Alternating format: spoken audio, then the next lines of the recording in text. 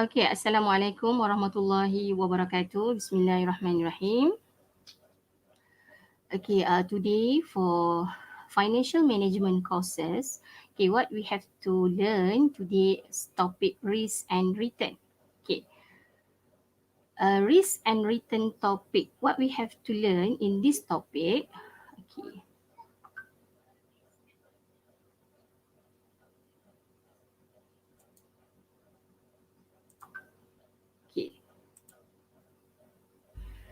Okay, the first one, after learn this topic, okay, all of you should be able to define both risk and return. Okay, number one. Okay, that's the learning objective number one. Number two, all of you uh, can describe the relationship between risk and return. Okay, the third learning objective is explain the various types of risk in investment. The next or the fourth learning objective is identify how risk is measured and quantified and perform the computation. Okay, and the last one, calculate the required return, calculate the required rate of return using CAPM, okay, or what we call CAPM, Capital Asset Pricing Model. Okay, so let's move to the first subtopic, which is risk. What is actually risk? Okay, risk is a concept that denotes a potential negative impact to some characteristic of value that may arise from a future event. Okay, I repeat, risk a concept that denotes a potential negative impact. This is the keyword, the potential negative impact to some characteristic of value that may arise from a future event. Okay, this is risk. Okay, risk of return is measured by the standard deviation. Okay, risk can be measured, risk can be calculated. In this topic, we can calculate the risk. Okay, how to calculate the risk? Okay, we will use the formula standard deviation. Okay, of return on an investment, and on the other hand, risk for the potential can be determined by the calculating variance as well as beta portfolio. Okay, for the portfolio risk, okay, for the portfolio risk can be determined by calculating the variance. Okay, what is the variance? Okay, and also the beta for portfolio. Okay, this this is the uh, measurement for risk actually. Number one is standard deviation. Number two is variance. Number three is beta. Okay, this is the measurement or measurement units in risk. Okay, so we can measure risk by calculating standard deviation, variance, and also beta. All right. Okay, next.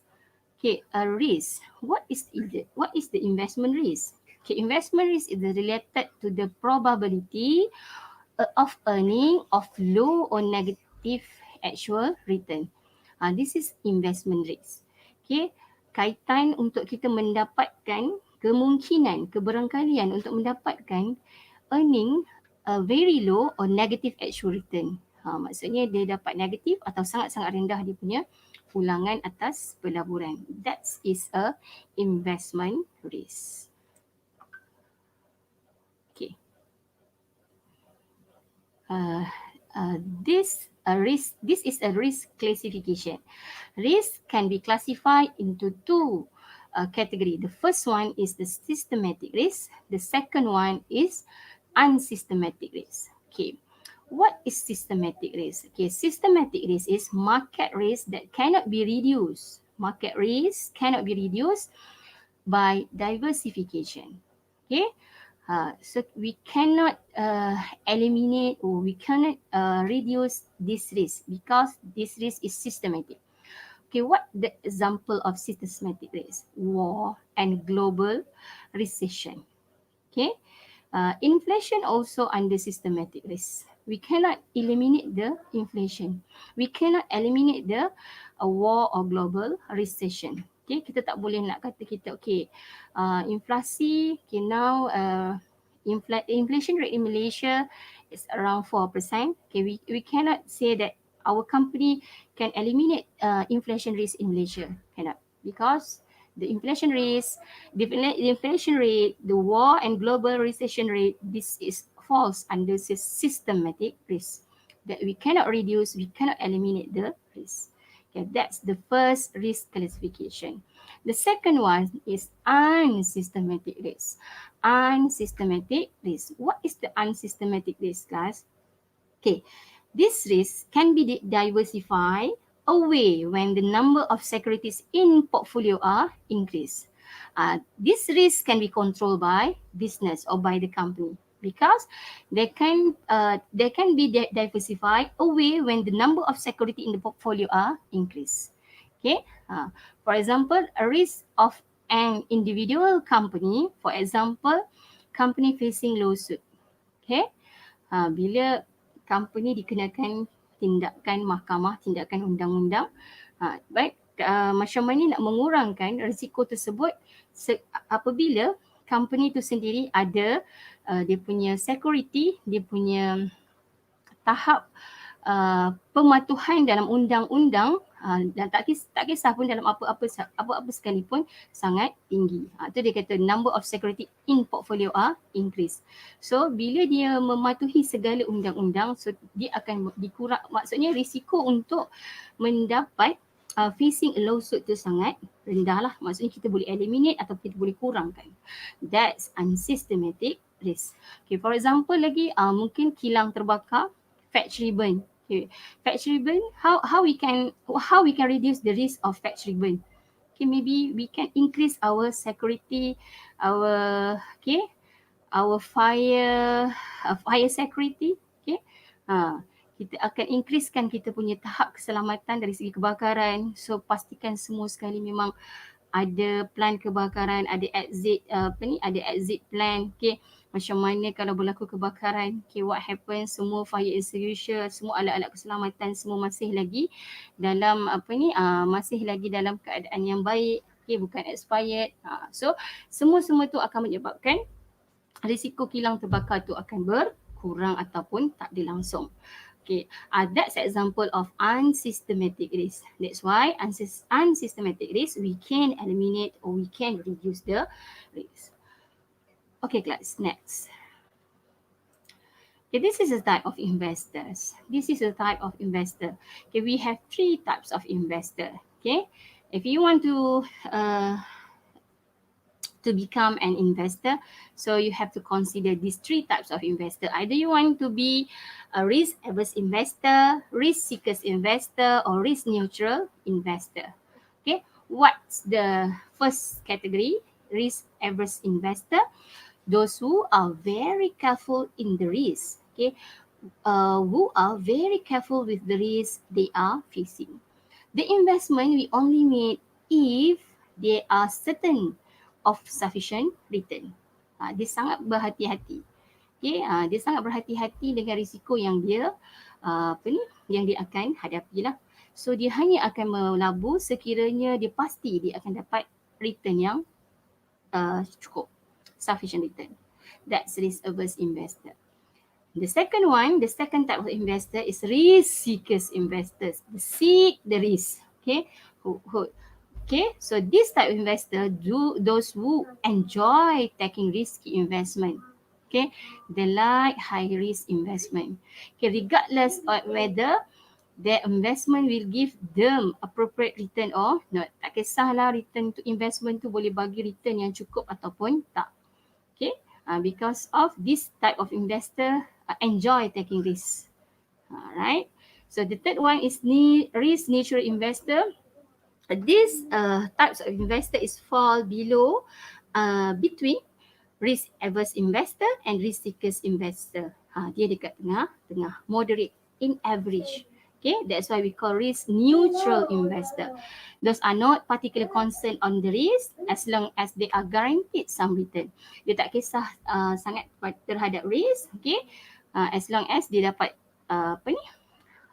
pulangan lah. Okay, dia ni kat tengah-tengah. Okay, what is actually return? Okay, our topic still remember risk and return. Okay, I already explained about risk. Okay, now what is return? Okay, what is return? Okay, income received on an investment plus any change in market price, usually expressed as percent of the beginning market price of the investment. Okay, actually return is compensation or reward that we will receive for committing in any investment. This is return actually. Apa saja compensation, ganjaran ataupun pulangan reward yang kita akan terima apabila kita telah membuat keputusan untuk melabur, okay, untuk meletakkan kita punya aset ataupun duit dalam satu-satu pelaburan. Okay, that's return. Okay, okay, that's a simple word of return lah. Compensation or reward that we will receive, okay, bila we commit in investment in certain investment type or investment portfolio. Okay, so there are three types of return. Okay, still remember before this we have three type of investor. Okay, now we have three types of return. Don't be confused about these three types of return and three types of investor. Okay, what is the three types of investor? The return. Okay, the first one is actual return. The second one is expected return, and the third one is required return. Okay.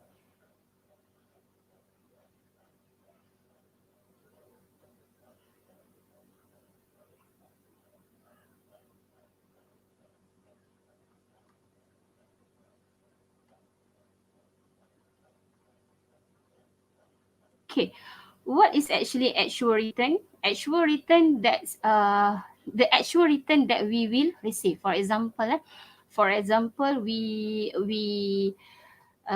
commit the 10,000 or 100,000 in investment of uh, Amanah Saham Bumi Putra or ASB. Okay, we put 100,000 cash in ASB. So what happened? What is the actual return for the last year? Okay, 5.5%, right? Okay, 5.5%. This is actual dividend or actual return for ASB. Okay, this is the actual return, 5.5%. Okay, what is actually ASB? Give us as a dividend. This is actual return. The second one is expected return. What we expect to that investment. Okay, we invest 100,000 in ASB. Actually, what we expect? Okay, according to the previous year, normally return of ASB 7.5, 8. Okay, so we expect that we will gain 7%. That is expected return. Okay. What about the required return? Required return is the minimum amounts that we can achieve. Okay, in the investment that we invest. For example, in ASB. Okay. If we targeted, okay, we get 7%. But what happened? We cannot get the 7% what we expect. Okay, at least we get 6%. Okay, if we cannot if we cannot get the dividend from ASB 7%, okay, that's we expect, but actually we required, okay, our required return is 6%. At least this is a minimum level of return that we need from the investment. That's required return. Okay, so I repeat the scenario for ASB that we invest already 100,000. Okay, we expect from this dividend, from this investment, we will get 7%. If you don't get the 7%, at least we get 6%. That's it. 6% is required return. 7% is expected return. But what we actually get from the ASB is a 5.5%. This is actual return. Okay, this is the differences between actual return, expected return, and required return. Alright, class. Okay. Okay, actually, in calculating the risk and return, okay, for the investment, we have two bases. The first one is standalone basis. The second one is portfolio basis. What the differences between standalone basis and portfolio basis? Standalone basis is actually we only invest in a single asset or in a single investment. For example, we only invest in ASB, single investment. So this is we call standalone basis. Okay. The another one is a portfolio basis. What is the portfolio basis? When we invest, not only one types of investment.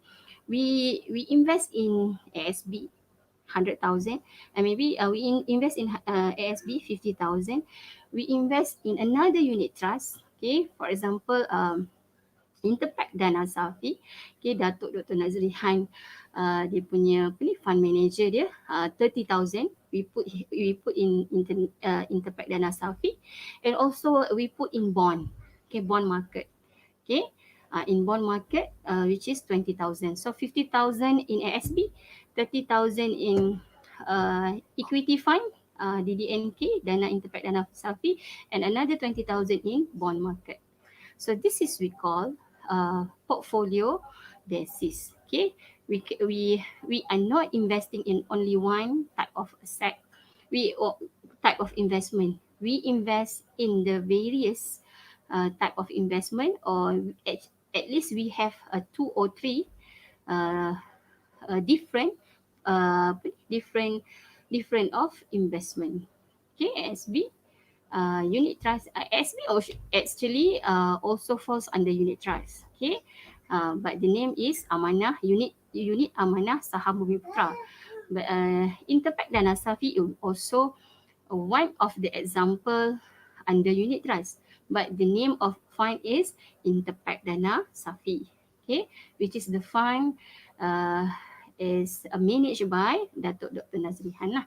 Okay, we also have bond. Okay, bond, actually we have two types of investment in unit trust. Okay, either we want the higher risk. Okay, higher risk, we will also receive in higher return. Okay, for unit trust. Okay, unit trust, in equity part. Okay, if we invest in the equity types of fund, so then that equity will give higher return compared to bond market. Equity market will give higher return compared to bond market. But bond, it's that guarantee us that guarantee us return. Okay, equity not guarantee the return. Okay, so itu bezanya antara bond dengan equity. Okay, for this time you as financial accounting at the diploma in accounting student, you already know, you should know the differences between bond and equity. What the advantages of bond, what the advantages of equity. Okay, bond, sometimes we call debenture.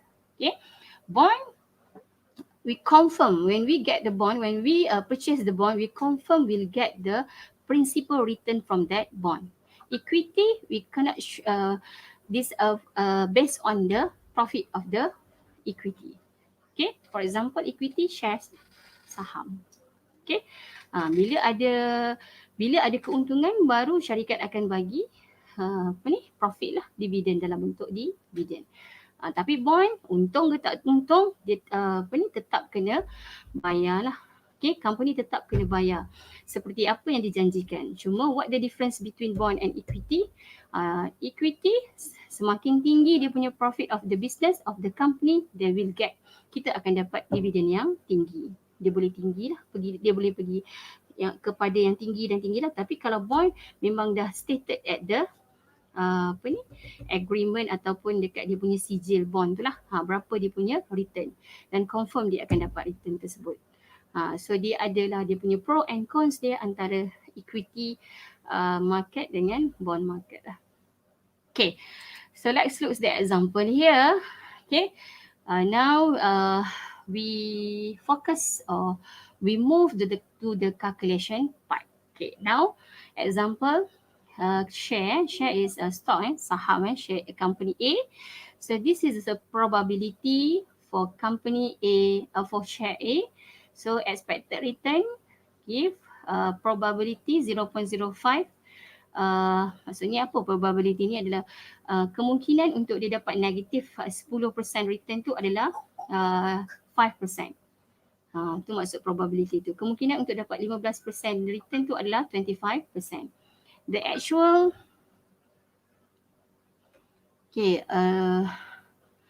the actual total here must be 1.0.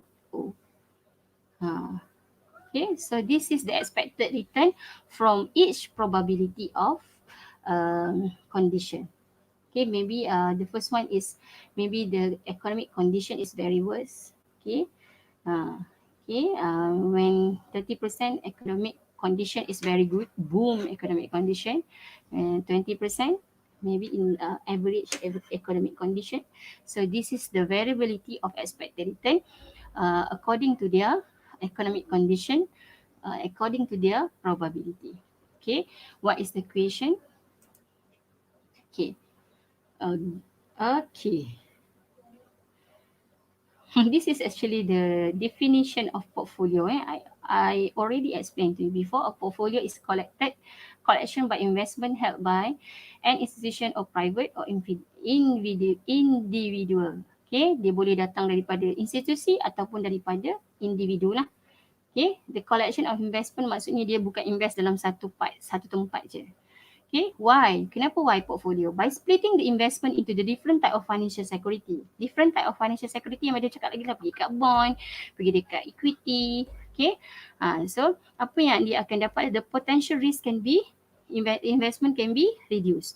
So kemungkinan kalau share pun dia bukan pergi dekat share saham A je, dia pergi dekat saham A, dia pergi dekat saham B.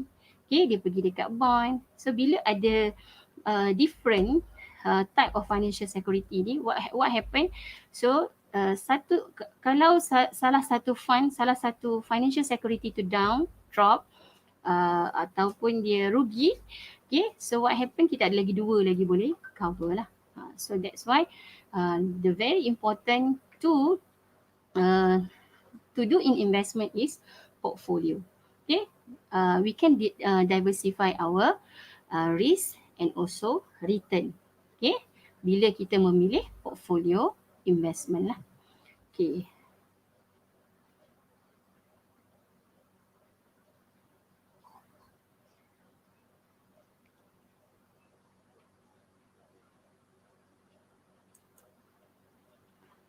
Okay, how about the measurement of portfolio investment? Okay, we can calculate the portfolio return using the expected return. Okay, this is the formula to calculate expected return for the portfolio. Okay, KPD is actually the expected return. Okay, this is a summation of weightage times the expected return. Okay, WI is weightage of investment. This is W, and this is K. K is expected return for each particular investment. Okay, this is how to calculate the expected return for the portfolio. Okay, beta, what is beta? Beta is one of measurement to calculate, to measure our risk in portfolio. So this is the formula of beta. Beta portfolio equals to summation of beta, okay, times weightage. Weightage ni maksudnya adalah berapa portion kita invest dalam, for example, we have investment in share A, okay, we have in share B, okay, A, B, share A and share B, and we also invest in bond. Okay, what the weighted of investment, weighted investment, purata wajaran, okay, weightage. Okay, for example, we invest in saham A 30%, saham B 30%, and bond 40%. So total 100%. Okay, This is we call weightage. So 30%, 30%, and 40%. That's weightage. Okay, right? Next. Okay, this is an example of portfolio. They have share A and share B. Okay, dua jenis je lah. Saham A dengan saham B. So this is the beta. This is the expected return. Okay. So this is also the beta for share B, and sorry. This is an example of expected return for share B. So assume the share are equally distributed. So kita tengok how to calculate. So what is the formula here? This is the formula.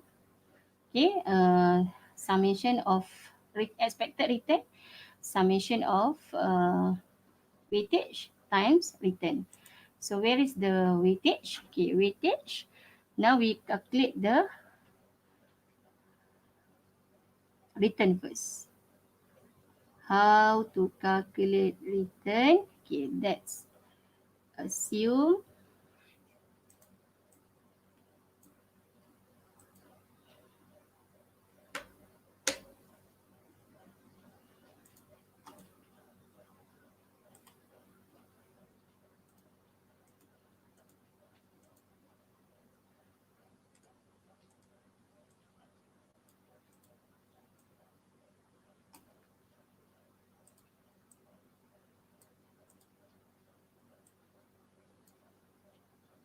okay.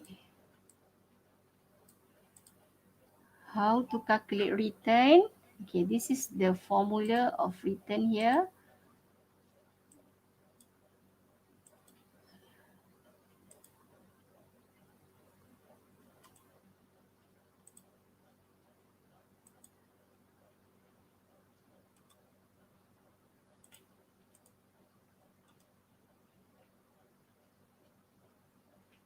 Never mind. Summation of W I K I. Okay, weightage. Okay, since they mentioned that all share are equally distributed, means that 50% share A, 50% share B. Okay, so how to calculate? Okay, how to calculate here? Weightage for share A, 50%, 0.5 times KI. This is the K. It's 17.4%. Okay. This is for share B, 0.5 weightage times 1.7%. Okay.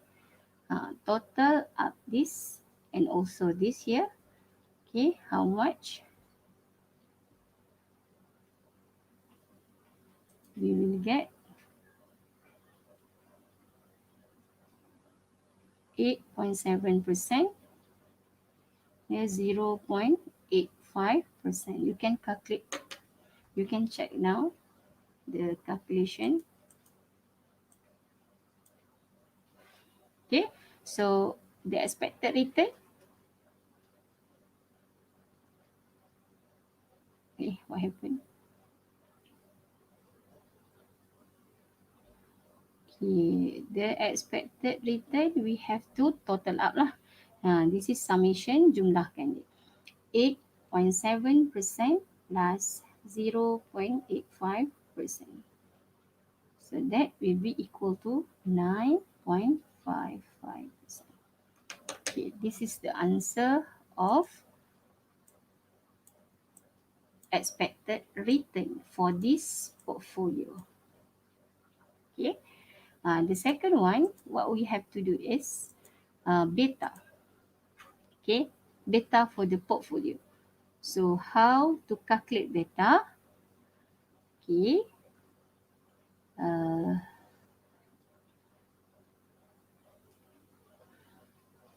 beta times weightage. Okay, beta kali dengan weightage. Okay, beta. Okay, what is the beta for share A? 1.3. Okay, 1.3 kali dengan weightage dia 0.5. So dapat berapa dekat sini? Okay, so beta for share B, hati-hati negative sign 0.87 times 0.5 weightage. Weightage is still same 50%, 50%. So the answer is, okay, you can calculate now, 0.65 here and negative 0.435. Okay, so total, okay, we have to total up the beta for portfolio.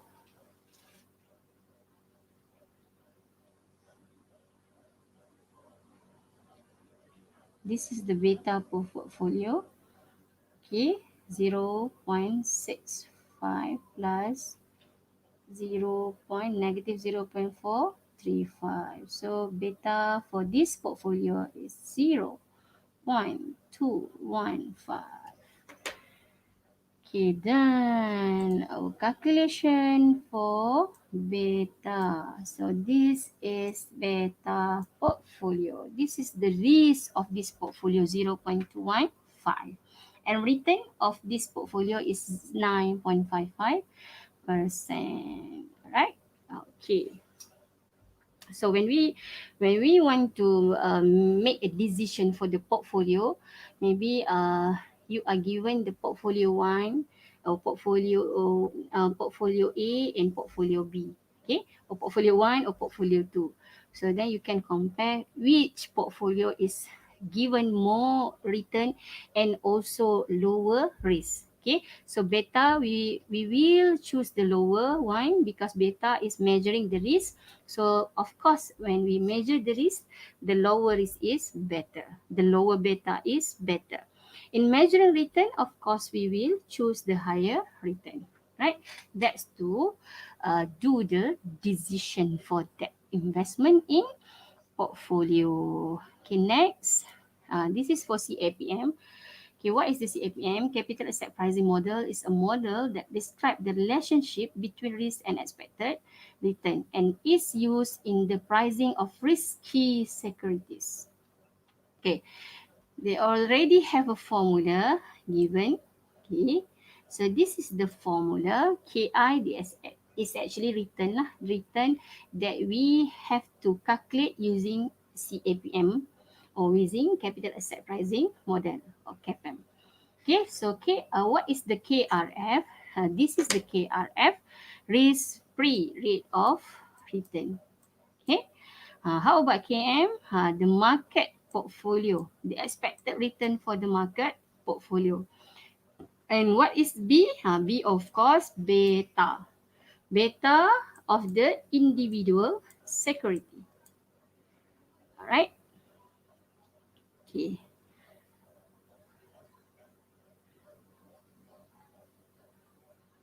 So, what we can read from this result of CAPM, okay? So actually give a very precise relationship between the risk on the asset and its expected return. Why? Because of the return, we have a risk-free return, we have a market expected return, and also we have a risk punya part beta. Okay, so maksudnya dia memerhatikan kesemua part lah dalam return ni. So return ni yang dia dah calculate ni adalah dia tengok sekali risk free of return, market portfolio of expected return and also risk yang diukur melalui beta. So that the decision will show that the expected return on security is equal to the risk return plus risk premium, which is based on the beta that's the security. So maksudnya dia ambil kira semua sekali lah return ni nanti. So of course, when we want to make a decision, the higher return is better. Alright, so this is the example. Okay, example of calculating CAPM. Okay, return using a CAPM. So this is the details of the investment, beta of company 1.86, yield for my Malaysia government security 5.5. So this is KRF actually. This is KRF, risk-free return. Okay, and this is a KM, market return. Okay, so how to calculate? KI equal to KRF 5.5% plus KM, what our KM value 7%, minus KRF 5.5%. Okay, and then times beta 1.86. So what the answer we will get here? 26.89%. Okay, so this is our CAPM, required return, or this is the required return using CAPM formula. Okay. Okay, next. Okay, next, I want to explain to you how to calculate for the individual, for the standalone. This is for portfolio, right? We already calculate the risk and return for the portfolio. Okay, this is the risk and return for the portfolio return. 9.5%, beta risk 0.15%. Okay, still remember that we have two types of investment. Either we invest in standalone basis or portfolio basis. Okay, we already cover about the portfolio now, but I will assist you on how to calculate risk and return for the standalone basis. Okay, this is the example. Okay, X Berhad is considering an investment in one of two company share. Okay, they want to invest, either they want to choose standalone, so they cannot choose both C and D because of standalone. Okay, they only can choose only one. Okay, either company C, invest in company C, or invest in company D. So now what we have to do is we have to calculate all the risk and return for company C and also for company D, and we decide either you want to invest in company C or company D, right? For this purpose of calculation, for this purpose of explanation, I only assist you to calculate company C risk and return. Okay, as your homework or as your exercise after this, after this video, after you show all this video, all this recording video, you have to do is calculate for company D, and then we decide. All right. Okay. So, company C, this is the probability in three economic conditions. So, this is the return into the three, according to these three category. So, what we have to do is, what is the risk and return? Okay.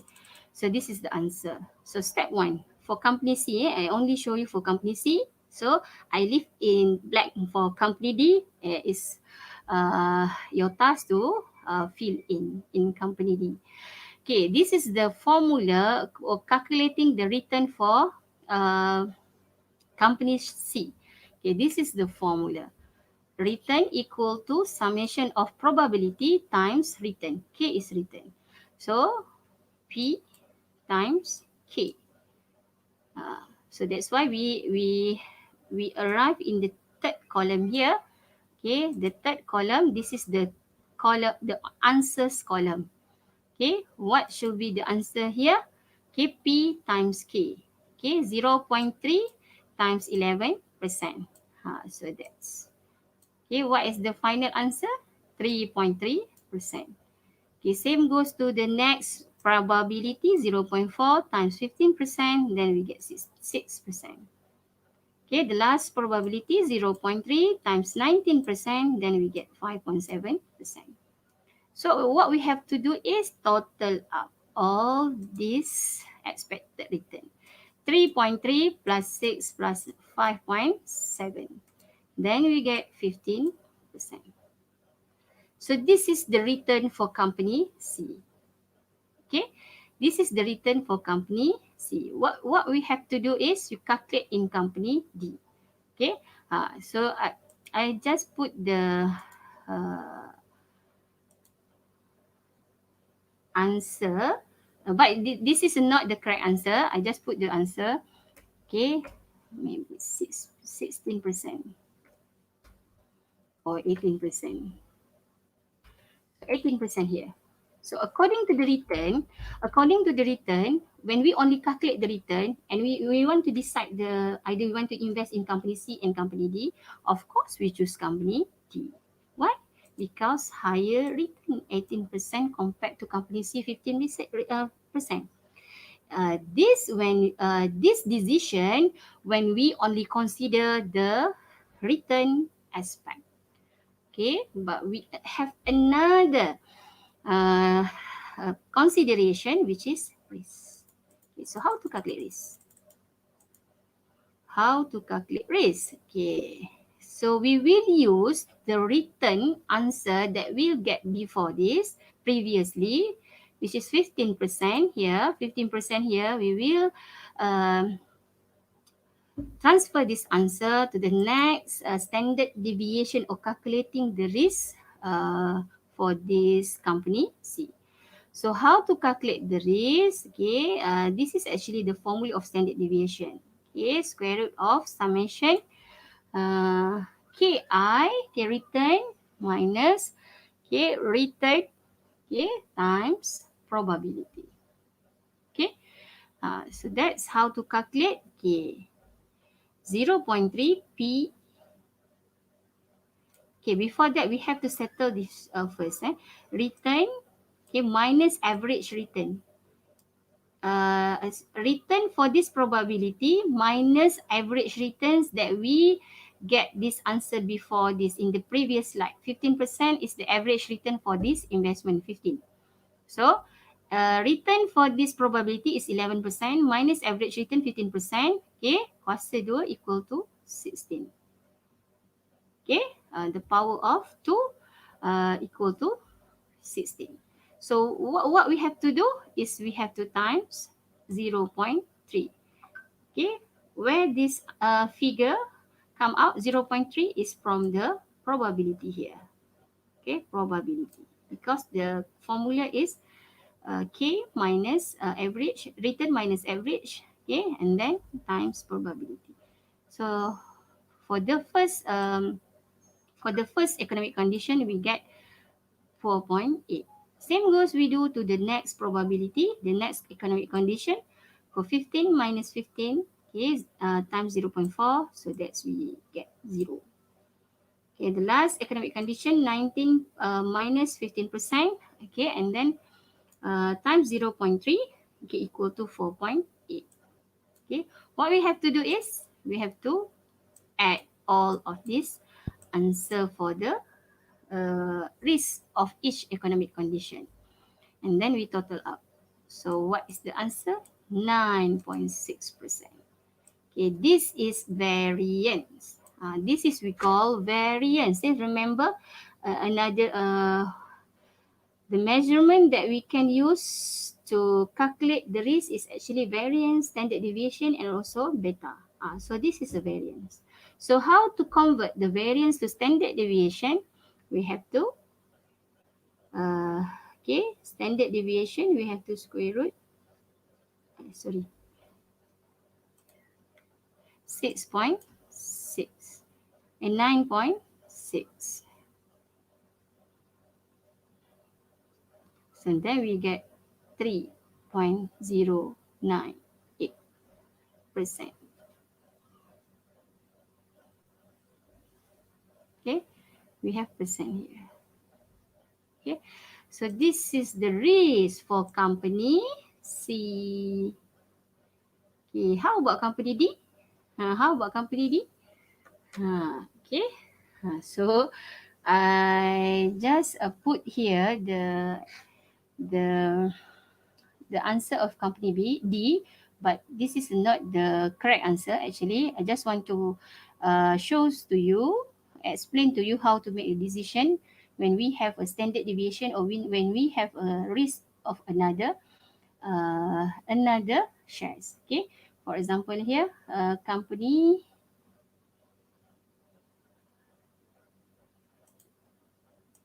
Okay, this company D. For example, here we have 3.8, we have 4.321%. This is the risk for company D. Okay, company D. Okay, we have risk of company. This is for company D. We have risk for company C. Actually, before this, what we get? 3.095. 3.098%. How about the return? Return K for company A, we have 15%. K for company B, we have 18%. This is the summary of the result from we calculate the risk and return from both company A and company B. When we look at the return, of course we will choose company A. Okay, because company B, because the higher we will choose the company B because the higher return. But when we look at the standard deviation in calculating risk, okay, of course we will choose the lower risk. Okay, but now in company C and D, which one is the lower? Company C. So how come we can choose company A, okay, and then we can choose a company C and D. Sorry. Apa medium ni? Sorry. This is for company C. This is for company D. Okay. Sorry. How come we can choose the company D for the return and company C for the risk?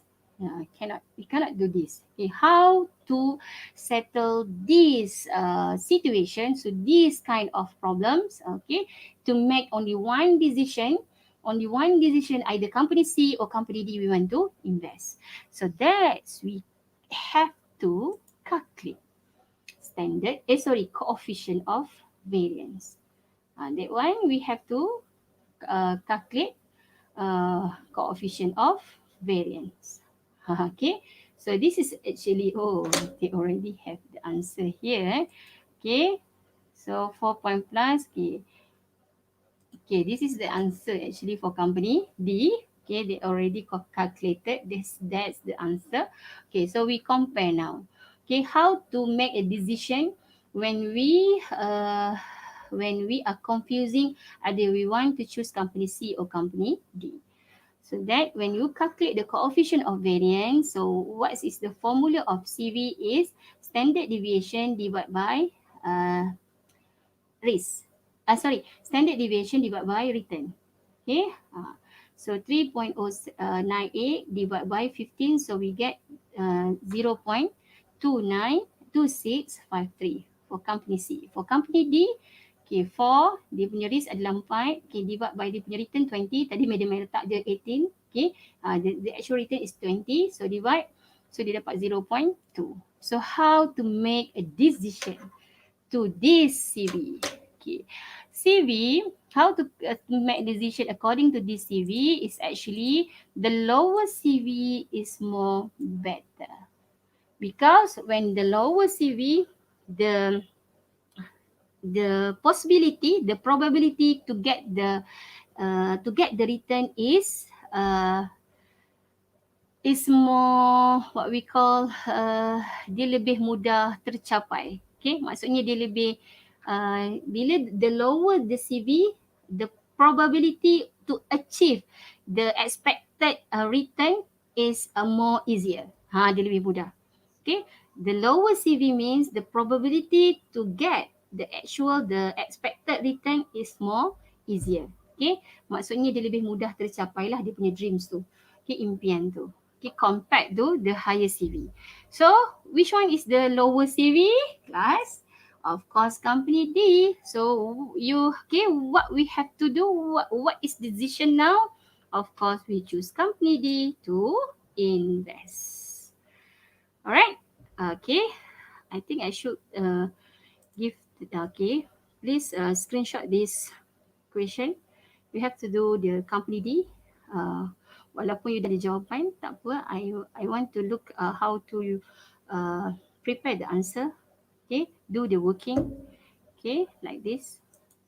Okay, and also I also provide another question, another set of question. Please screenshot and do this also. Okay, we will discuss on the next tutorial class. Okay. Okay, this question, and this is for single standalone. Okay, yang you have to choose either company W or company P, and this is for CAPM exercise. Screenshot also this question. Okay, and you have to do uh, the answer also. How to? This is very simple. Just use the CAPM formula. Okay, that's one for portfolio. This portfolio. Okay, only three questions you have to do. Continue to company D. Four lah actually. Three and a half. Okay, this question. Okay, for portfolio, for CAPM. Another one question. Then the last question is stand alone. Stand alone basis here. Company W and company P. Okay. So I think that's all for today. Okay. Any question you want to ask? Please ask in a WhatsApp WhatsApp group. Okay. So that's all. Okay. So that's all for today. That's all for topic risk and return. Okay, I repeat what I have covered for this topic. Actually, I already explained to you about the definition of risk. Okay, definition of return. Okay, the two classification of risk. Okay, which is we have a unsystematic risk and we have the systematic risk. Okay, for return we have three types of investor. Okay, we have three types of return. Okay, actual return, required return, and expected return. Okay, for the investment, we have two types of investment, either stand alone and portfolio basis. Okay, so how to calculate, how to measure the risk? We can use the standard deviation, we can use the variance, and also we can use beta. How to measure the return? How to calculate the return? We can use CAPM model, CAPM, or we can use the formula expected return. Okay, and then finally we do the calculation and we do the calculation and also we decide either you want to invest in which investment, in which portfolio, and in which types of share, or in which types of investment. For example, I give you the two example, company A and company C and company D. Okay, we choose company D because the lower coefficient of variance. So you have to know, you have to understand what is standard deviation, what is the return, what is the average, what is the coefficient of variance. All of this term you have to familiarize. Okay, right? Okay, so that's all our class. Thank you very much. Assalamualaikum.